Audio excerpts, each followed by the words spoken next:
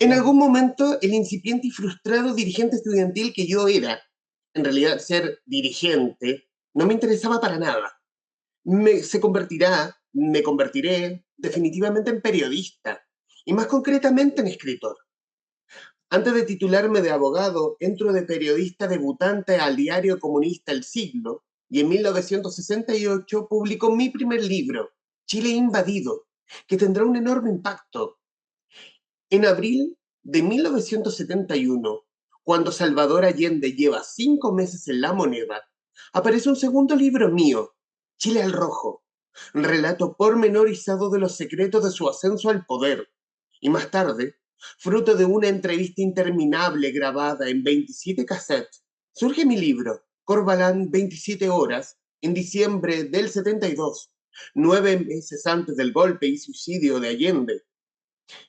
Al igual que mis crónicas periodísticas de entonces, aquellos, mis primeros libros, los firmo con mis dos apellidos, Eduardo Labarca Godard. Poco a poco, el tal Labarca Godard se convierte en un autor familiar para algunos lectores. En ciertos casos, mi segundo apellido puede ser signo de distinción de un personaje, como el Márquez para el escritor colombiano García, o el Llosa para el peruano Vargas. En cuanto a mí, en algún momento decido desprenderme del Godard y seguir únicamente como la barca, lo que, visto con ojos feministas, constituye una traición a la memoria de mi maravillosa madre y su apellido gringo, a la que desde aquí pido humildemente perdón. Hasta ese entonces, por haber trabajado únicamente como periodista en el siglo, estoy timbrado como reportero comunista y no tengo posibilidades de desempeñarme en ningún otro medio, hasta que el triunfo de Allende y la llegada del PC al gobierno me abren súbitamente las puertas. Los hermanos Tarud, dueños de Radio Portales, empeñados en adaptarse a los nuevos vientos, me ofrecen espacio para un comentario político en el horario prime de las 13:45 antes de Hogar Dulce Hogar, el super show de Eduardo de Calixto, la primera audiencia nacional. Y ahí debuto con mis mejores armas y al poco tiempo me llega una invitación de Canal 13 de TV de la Universidad Católica. Y esta es parte de Yo Periodista, uno de los capítulos, artículos, contenidos en el libro del cual vamos a hablar hoy en esta nueva entrega del Traficante de Cultura. Hoy tenemos el gusto de poder conversar y recibir en esta casa al periodista y escritor Eduardo Labarca, autor de Pésima Memoria, Antes y Después de Después, su último libro editado por Catalonia. Don Eduardo, muchísimas gracias por este tiempo para con este podcast. No, yo feliz de estar aquí, muchas gracias. Y aquí hablar de esta especie de memoria con este gustito del escritor también, donde puede llevar la memoria a otro punto. De ahí el nombre, Pésima Memoria, imagino.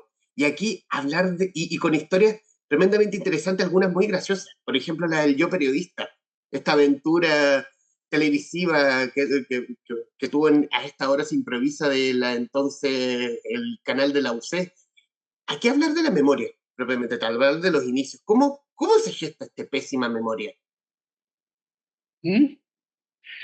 Mira, el hecho es que muchas personas escriben libros de memorias, autobiografías, donde tratan de presentarse con un rostro maravilloso, edulcorado, de suavizar todas las aristas y de pasar a la historia con una excelente imagen. Mi propósito no es en absoluto eso. No pretendo pasar a la historia con una imagen de ningún tipo. Yo me considero, y lo digo en el libro, como una persona insignificante, porque estamos en un planeta que, según me decía un amigo, es como una lenteja girando en la elipse del Estadio Nacional, uno de los planetas más chiquititos. Y ahí el Homo sapiens, que somos un animal, ¿no? Hemos hecho cosas geniales en este planeta, pero también cosas horrorosas, como el lanzamiento de dos bombas atómicas en mi infancia, cuando yo tenía 8 años, ¿ah?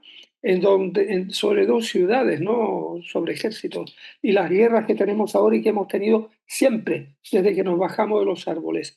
Por eso yo me niego a presentar una una autobiografía así simpática, agradable, en un planeta, eh, bueno, cómodo, no, en absoluto. Este es mi canto de cisne. Yo después de este libro no voy a escribir ningún otro libro. Cumplo 87 años, voy a escribir columnas, artículos, qué sé yo. Pero al despedirme con este libro, yo quiero que quede claro que somos el resumidero, cada uno de nosotros, de lo que han sido los miles de años de la humanidad desde que bajamos de los árboles o salimos de las cuevas, y todo lo que ha hecho la humanidad se resume en cada uno de nosotros. ¿Ah? Yo soy un ser insignificante en esta enorme concierto cósmico y humano, y dentro de mi insignificancia trato de presentar algunas pinceladas de lo que ha sido mi vida, algunas y nada más, pero sobre todo mi visión de la humanidad y del mundo. Y el libro, y aquí me adelanto, no quiero estropear a los lectores, quitarles el suspenso, pero el libro comienza con la muerte del autor en la primera página. Y eso permite ver todo lo que ha habido antes y todo lo que viene después. ¿Y cómo? Ay, qué interesante, porque aquí vamos a irnos directo a la muerte y solamente leer una parte, solamente si me lo permite. Ruedo, ruedo rodando. Soy un leño que rueda cuesta abajo, colina abajo, montaña abajo, sobre guijarros, tierra seca, nieve, tierra húmeda, blanda, esponjosa. Ruedo por una nube, sábana blanca, de dos manos descomunales levantan desde la cumbre para hacerme rodar a una colchoneta que me acoge y comienza a deslizarse sobre ruedas. Transportan mi cuerpo por túneles y pasillos, bajo luces frías, a través de sombras muertas. Rechinan las ruedas en una curva y el balanceo de esta nave me adormece sobre mis dolores, mis ahogos, mis estertores. Nos detenemos por fin, y aquí estoy. Aquí llegué rodando desde una sábana con el tic-tac de mi existencia herida. Me han traído en un intento de librarme de un virus. ¿Alguien sabe qué es un virus?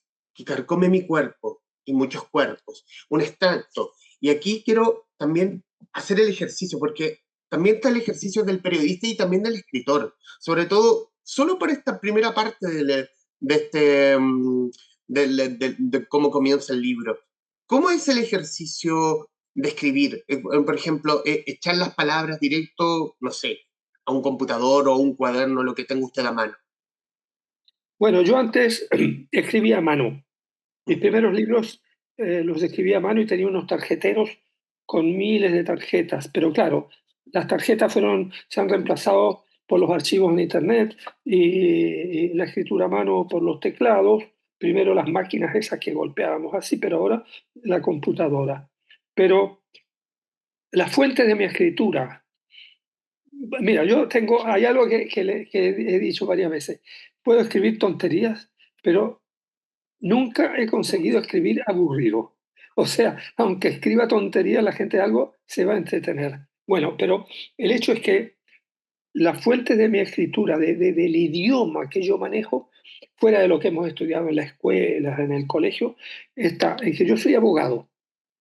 Y el derecho es un arte de decir las cosas con la máxima precisión, con el mínimo de palabras. Esos son los artículos de los códigos de las constituciones, las sentencias judiciales. Ahí no puede haber bla, bla, bla, tiene que haber una condensación del idioma. Esa es una de las fuentes de mi escritura. Luego está el periodismo. Yo hacía crónica policial, llegar a las 11 de la mañana donde mataron a la señora, ver lo que dicen los vecinos, lo que dicen las policías, y a las 12 ya estar tecleando porque tiene que ir al taller.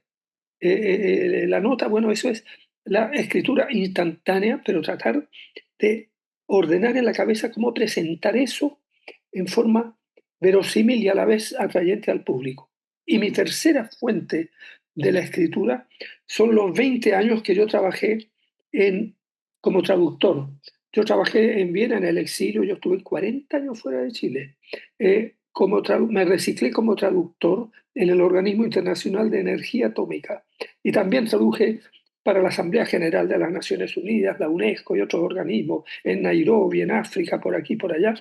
Y la traducción consiste en tomar un texto que está en una lengua y presentarlo, en el caso mío, en castellano, a partir del inglés y del francés, y también un tiempo del ruso, aunque después ya no tanto, como que hubiera sido redactado el original en español, pero que tiene que tener las mismas ideas, los mismos conceptos, las mismas sutilezas que tenía en el idioma original, o sea, en el texto francés o inglés.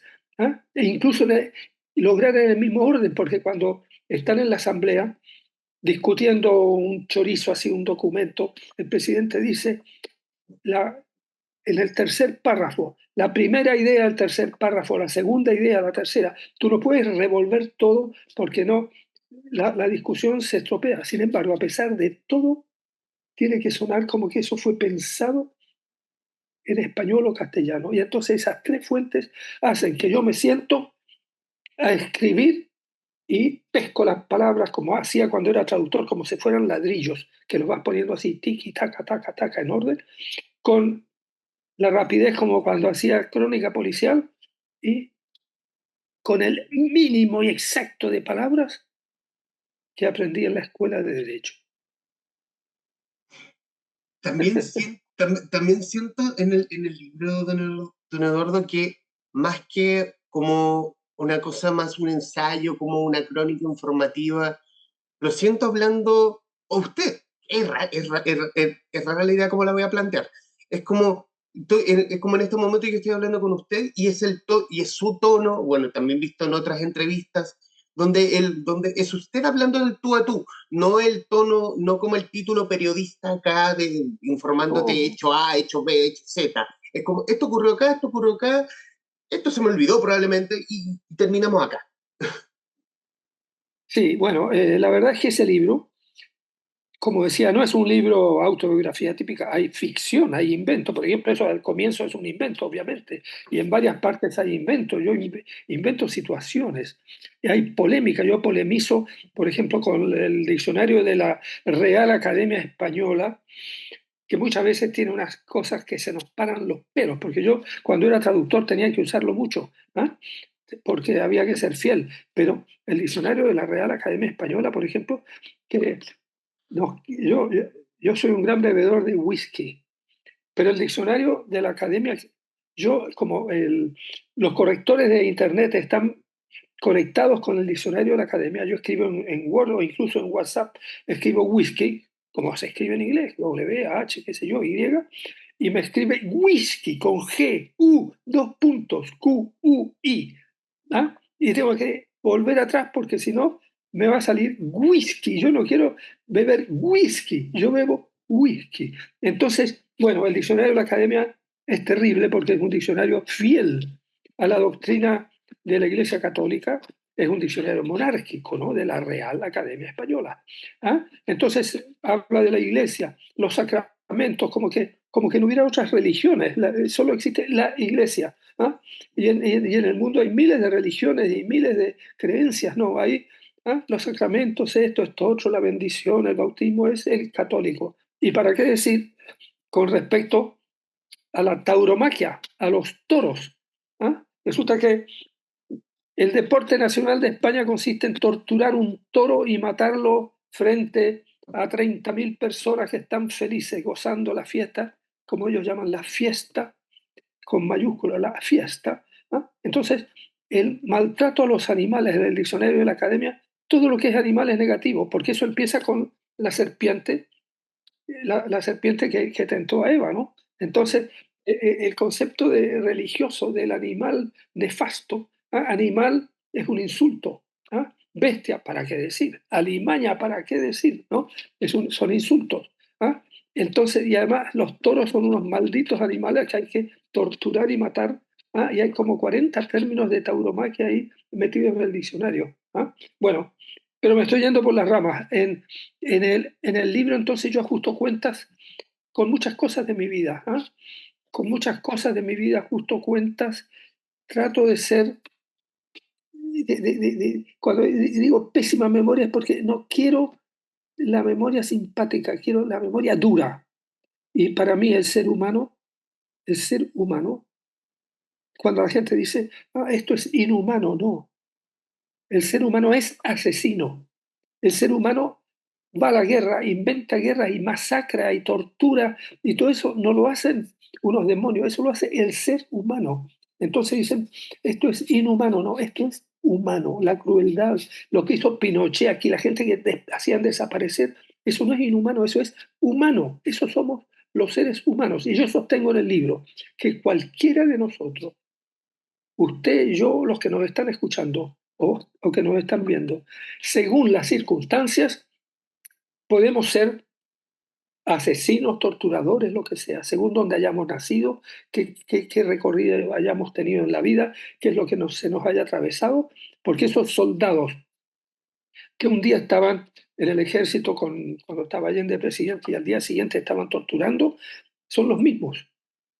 Son los mismos que el día antes, o los carabineros que cuidaban la moneda y que al otro día también estaban torturando, son los mismos. O sea, todo depende, cambiaron las circunstancias, cambió la jefatura, qué sé yo, pum, pam, y los mismos que eran buenos se convirtieron en malos. Eso lo toca también en Partieron, porque en Partieron habla como como el milagro de la vida. El milagro de la vida donde el espermatozoide X viene con de cierto gen recesivo que cuando se une con el óvulo puede ser un carabinero que a lo mejor torturó, o que puede ser un chico que vende libros piratas en la calle, o que puede ser cualquier cosa según depende de nuestra propia naturaleza o de nuestro propio inicio. Sí, bueno, yo en mi libro tengo unas llamadas troicas. Hay unas troicas de genocidas.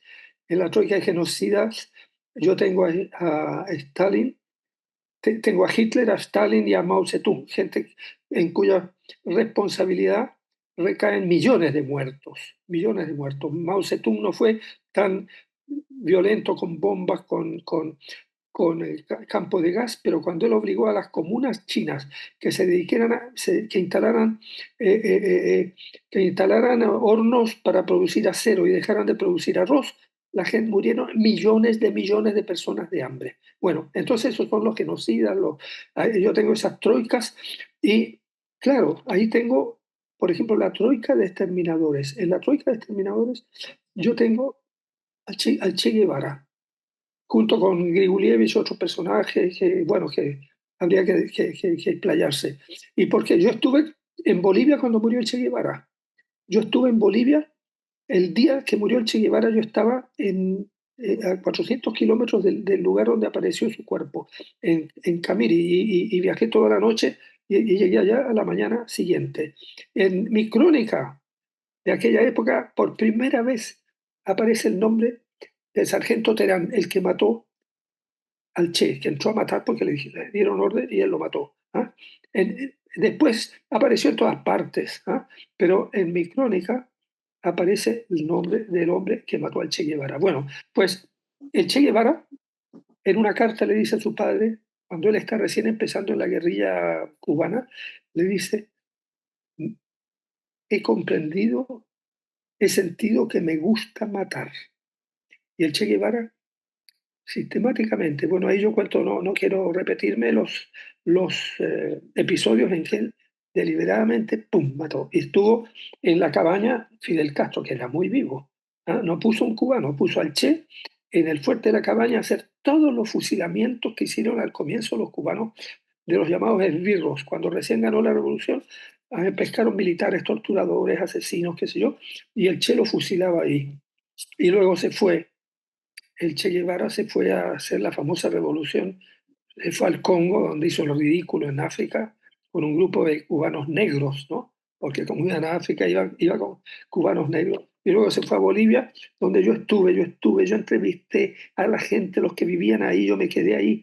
¿Ya?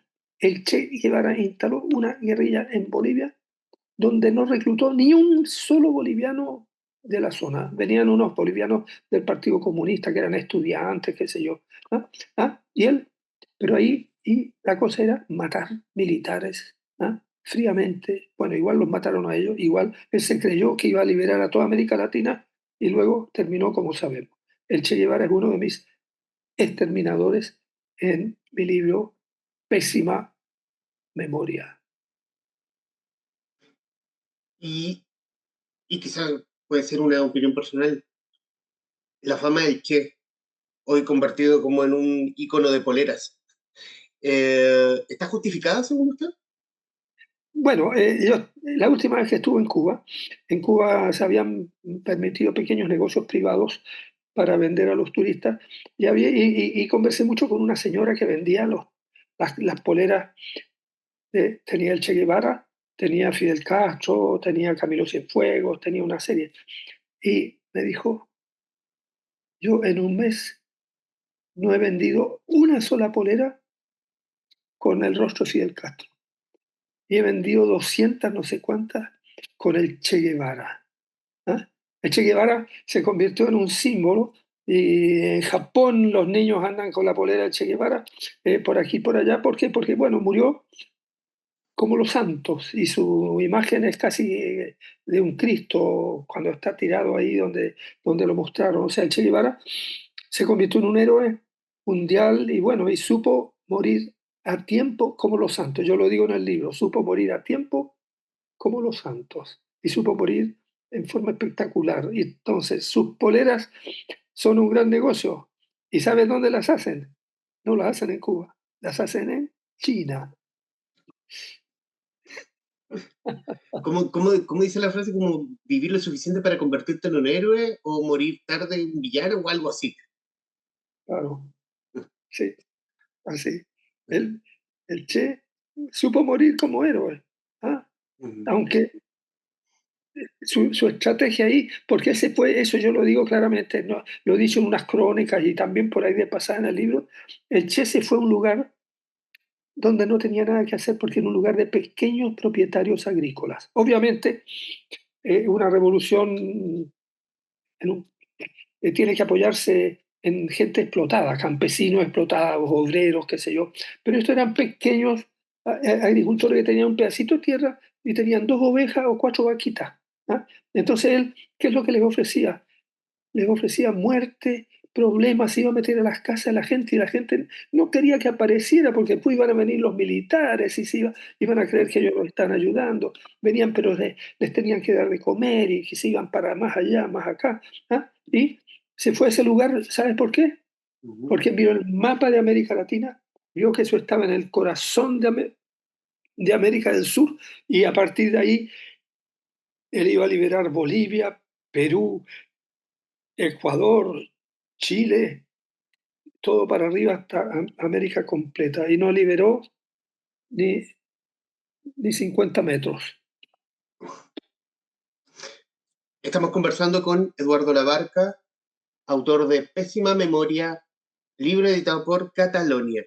Quiero salirnos de la historia del Che Guevara, irnos de la historia del comienzo, de la que leía al comienzo, el yo periodista. ¿Cómo era, cómo era el periodista, cómo era el periodismo previo a la entrada de la Unidad Popular como gobierno? En su época de trabajar en El Siglo y en esta pasada también en Canal 13, en esta hora se improvisa. Bueno, en el siglo yo era el redactor, yo aterricé ahí de redactor político, apenas egresé de la Escuela de Derecho, me llamaron porque había unas vacantes ahí, había habido un pequeño problema y como yo de repente escribía por ahí en un diario, hacía un diario mural en la Escuela de Derecho y teníamos una radio, o sea, algo ya estaba pispando el tema periodístico, entonces me fui y al poco tiempo ya, a pocos días, yo era redactor político, o sea, el que hacía las noticias políticas, que era una gran responsabilidad en un diario político como era El Siglo, ¿no? Porque ahí lo que se decía se entendía que lo decía el Partido Comunista. O sea, yo reporteaba en el Senado, la Cámara de Diputados, también La Moneda, la Municipalidad de Santiago, corriendo para acá, para allá, pero al llegar yo tenía que hablar con el director y veíamos el enfoque que le íbamos a dar porque era una voz muy oficial la que había ahí. ¿Ah? Así que yo en eso tenía que encuadrarme. Pero luego, cuando bueno, cuando los Tarús me llevaron a la Radio Portal y sobre todo cuando estuve en el Canal 13 me llamaron cuando ya Allende ganó, ¿no? Allende ya presidente, llega a ser presidente, entonces ellos necesitaban en Actoras Improvisa una voz que se identificara con el gobierno. Y yo me había hecho conocido y me leían y sentían que, bueno, yo era un periodista joven bastante precoz y tenía mis méritos. Entonces me invitan y ahí con quién estábamos. Ese programa se transmitía a las 10 de la noche el domingo desde la Casa Central de la Universidad Católica. Estábamos en el segundo piso, no tenían los estudios del Canal 13, no existían. Y todo el mundo corría a verlo en la noche.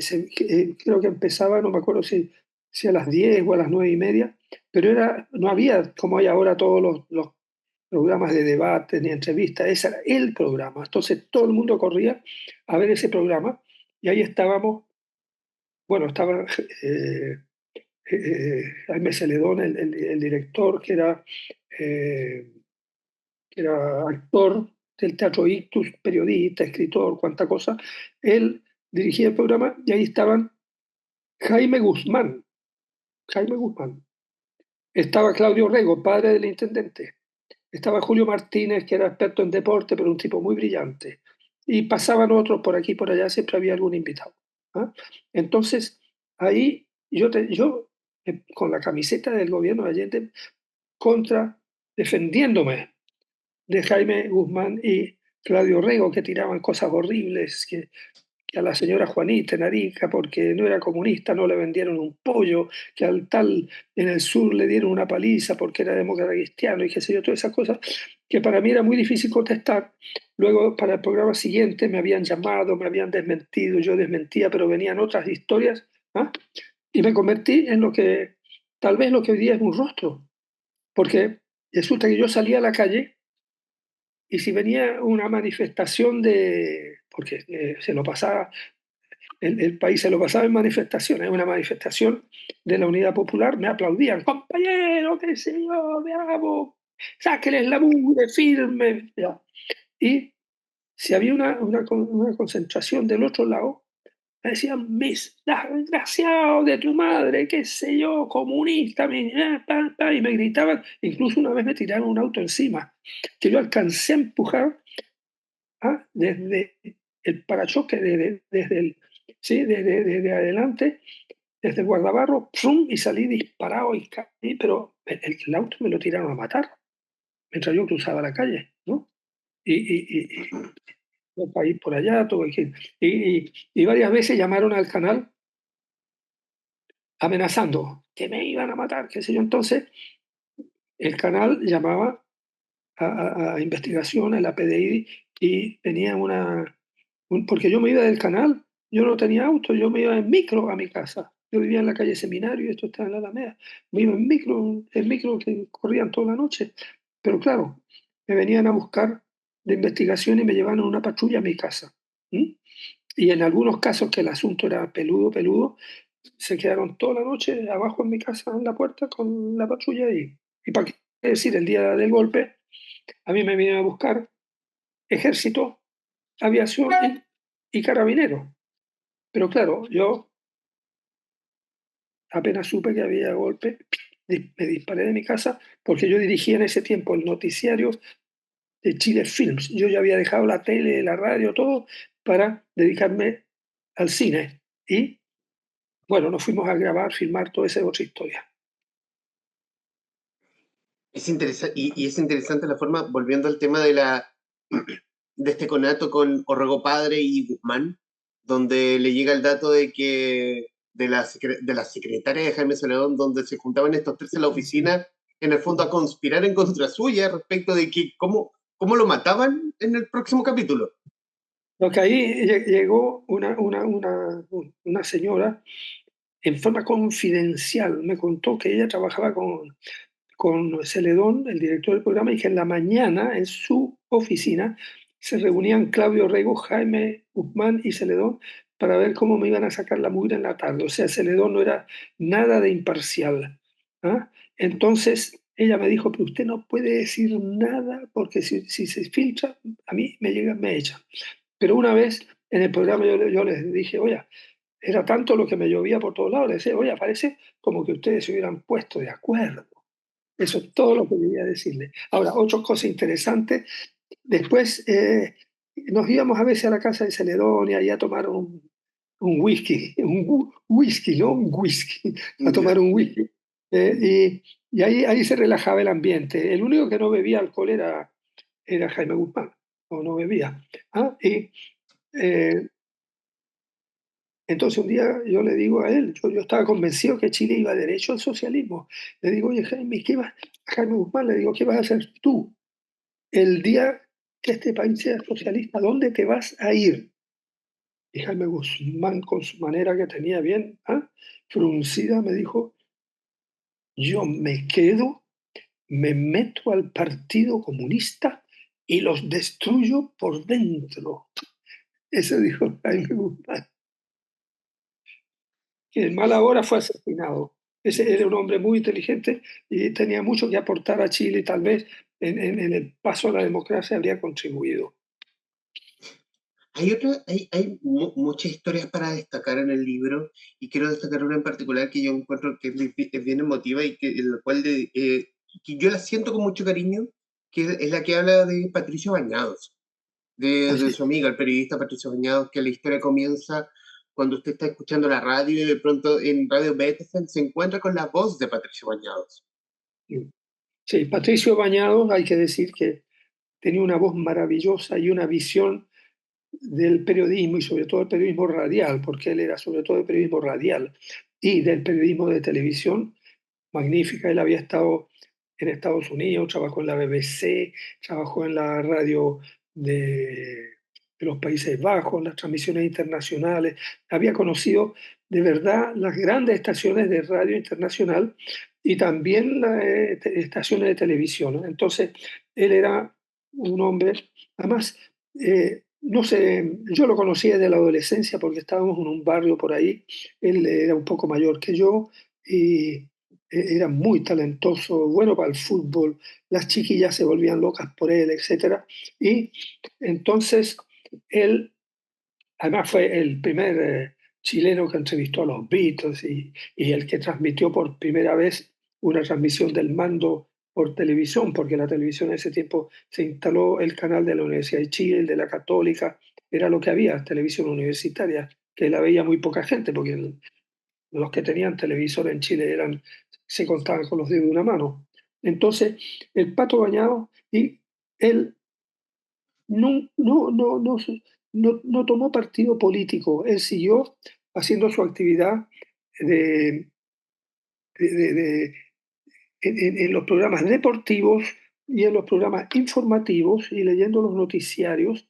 Él trabajó finalmente en el canal 7 de entonces, TVN, el canal del Estado, y él daba las noticias, pero él era muy estricto. Él no leía una noticia si no estaba de acuerdo con lo que decía. O sea, si había un ataque bajo, si había un enfoque grosero, torpe, él primero revisaba lo que iba a leer y luego lo leía. Bueno, entonces él era sobrino del presidente Frei, nunca sacó provecho de eso, él siguió haciendo su trabajo en las radios y en la televisión por el sueldo que le pagaban y no tuvo no aprovechó, Patricio Bañado Montalva, Eduardo Frei Montalva, era sobrino, su madre era prima, qué sé yo.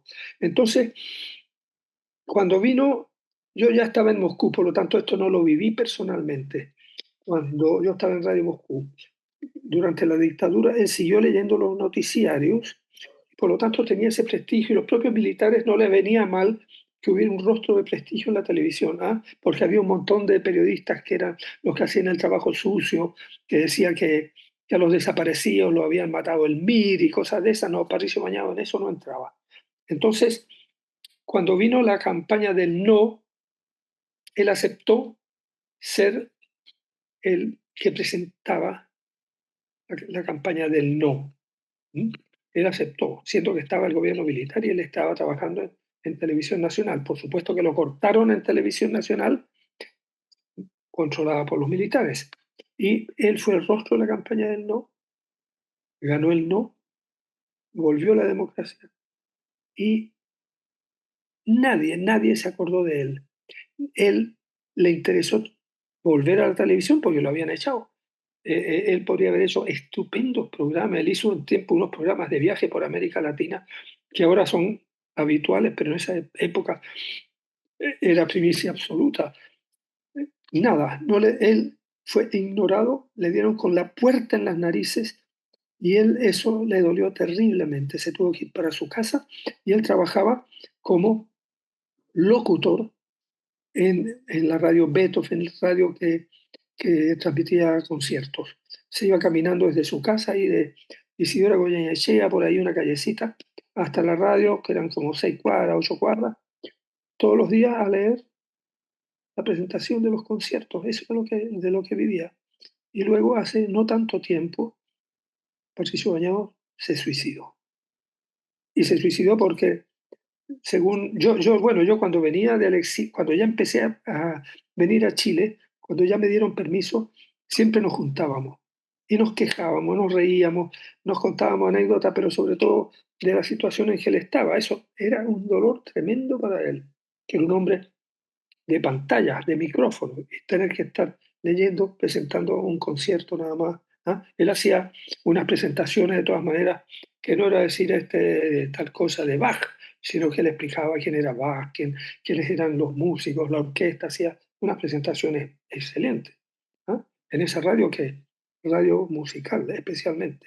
Pero él está muy deprimido y luego, según me han contado, porque yo el último tiempo no lo vi, que tuvo algunos síntomas de que le preocupaban a él, olvidos, temas de memoria, o sea, sintió como que estaba envejeciendo, como que ya no era, y él, ¡pam!, se pegó un balazo.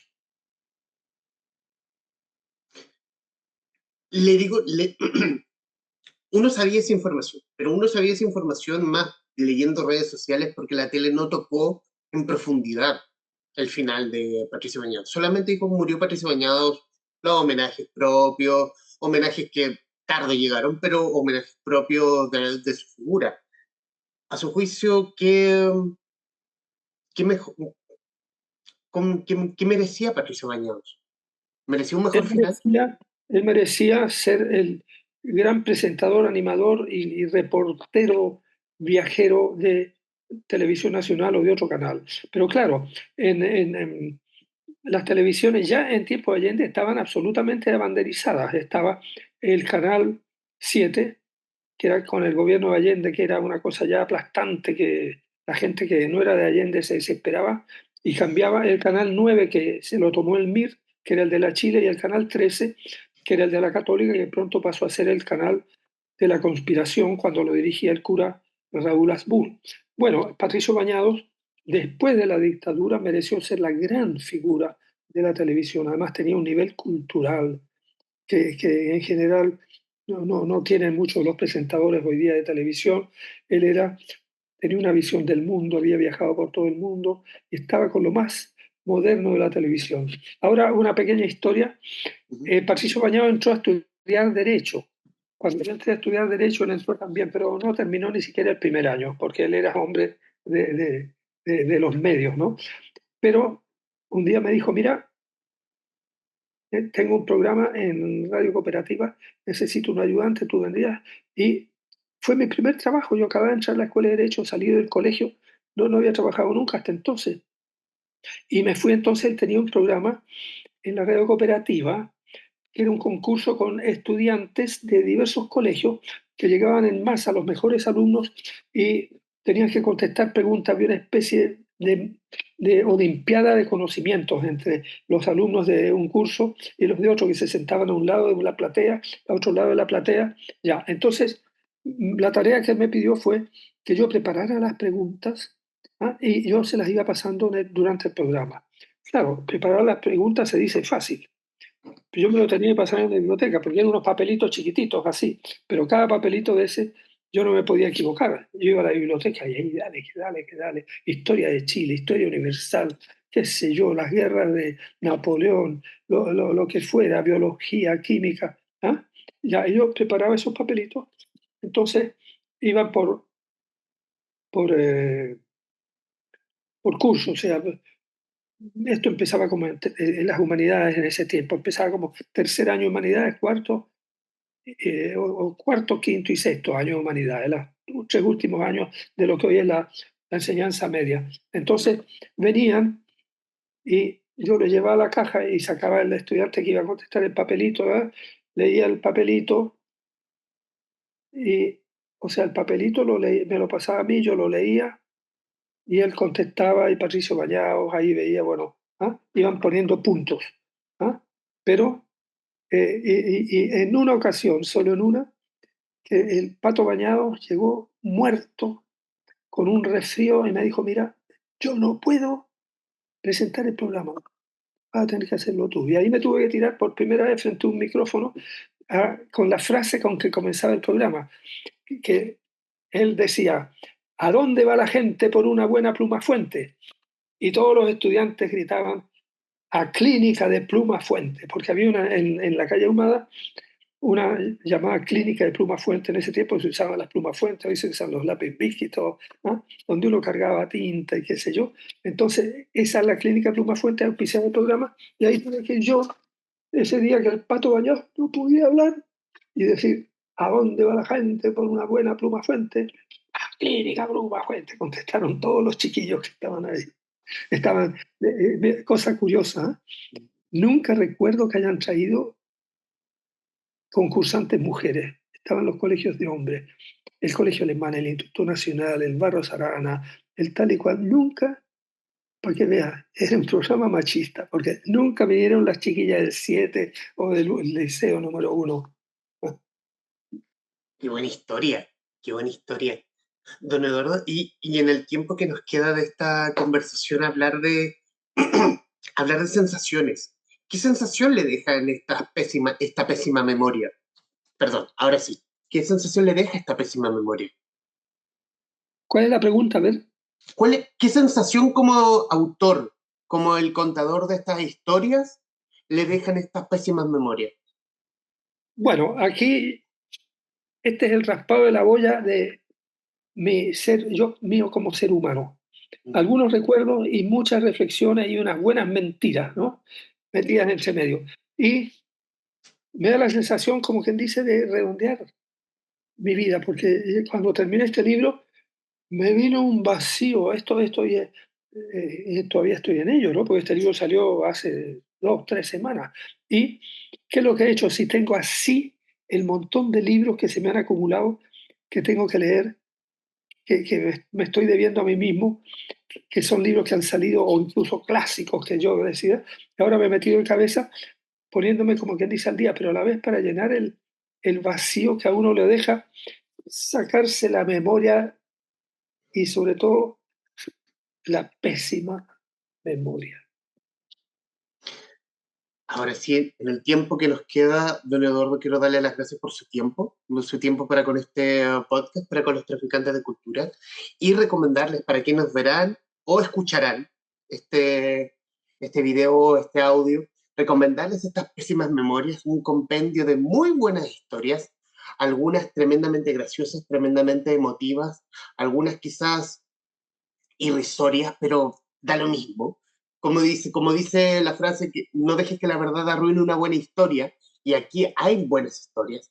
Una buena historia como un compendio de hechos propiamente tales ocurridos en Chile, historias muy interesantes, no tocamos a Salvador Allende, y para el tiempo que llevamos creo que nos quedó Salvador Allende afuera, pero quizás probablemente tendremos otra oportunidad de poder conversar.